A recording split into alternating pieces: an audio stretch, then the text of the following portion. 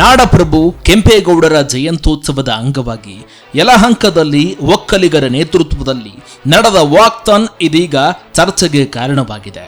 ಇನ್ನು ಈ ಕಾರ್ಯಕ್ರಮದಲ್ಲಿ ನಿರೀಕ್ಷಿತ ಪ್ರಮಾಣದ ಜನರು ಭಾಗವಹಿಸಲಿಲ್ಲ ಎಂಬ ಆರೋಪಗಳು ಕೇಳಿಬಂದಿದೆ.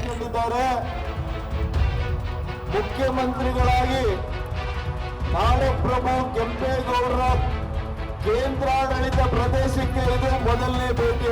ಇನ್ನು ಈ ಕಾರ್ಯಕ್ರಮದಲ್ಲಿ ಸಂಸದ ಕೆ ಸುಧಾಕರ್ ಹಾಗೂ ಕೇಶವ್ ರಾಜಣ್ಣ ಅವರ ನೇತೃತ್ವವನ್ನು ವಹಿಸಿದ್ದು ಯಲಹಂಕದ ಸುತ್ತಮುತ್ತಲೂ ಪಾದಯಾತ್ರೆ ಮಾಡಲಾಯಿತು. ಅಲ್ಲದೆ ಈ ಕಾರ್ಯಕ್ರಮಕ್ಕೆ ಸಾಕಷ್ಟು ಜನ ಬರುವ ನಿರೀಕ್ಷೆಯನ್ನ ಹೊಂದಿರುವ ನಾಯಕರಿಗೆ ಒಂದು ರೀತಿಯ ಮುಖಭಂಗ ಉಂಟಾಯಿತು. ಬೆರಳೆಣಿಕೆಯಷ್ಟು ಜನ ಇದ್ದದ್ದು ಮುಖಭಂಗಕ್ಕೆ ಕಾರಣವಾಯಿತು. ಇನ್ನು ಈ ಕಾರ್ಯಕ್ರಮಕ್ಕೆ ಸಿಎಂ ಡಿಕೆ ಶಿವಕುಮಾರ್ ಕೂಡ ಬಂದಿದ್ದು ಕಾರ್ಯಕ್ರಮದಲ್ಲಿ ಹಲವು ಲೋಪದೋಷಗಳು ಕೂಡ ಎದುರಾಯಿತು ಎನ್ನಲಾಗಿದೆ. ಜನರೇ ಇಲ್ಲದ ದೃಶ್ಯಗಳು ಕೂಡ ಈ ಕಾರ್ಯಕ್ರಮದಲ್ಲಿ ಎದುರಾಗಿದೆ ಎನ್ನಲಾಗ್ತಾ ಇದೆ.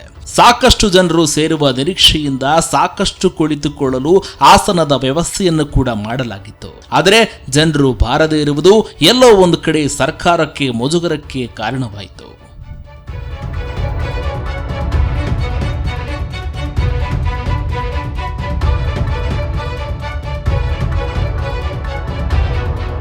ಒಟ್ಟಾರೆಯಾಗಿ ಯಲಹಂಕದ ಈ ವಾಕ್ಥಾನ್ನಲ್ಲಿ ಕೇವಲ ಜನರ ಕೊರತೆಯಷ್ಟೇ ಅಲ್ಲ, ಕಾರ್ಯಕ್ರಮ ನಿರ್ವಹಣೆಯಲ್ಲೂ ಕೂಡ ಹತ್ತಾರು ಲೋಪದೋಷಗಳು ಕೂಡ ಎದುರಾಗಿದ್ದು ಕಂಡುಬಂತು.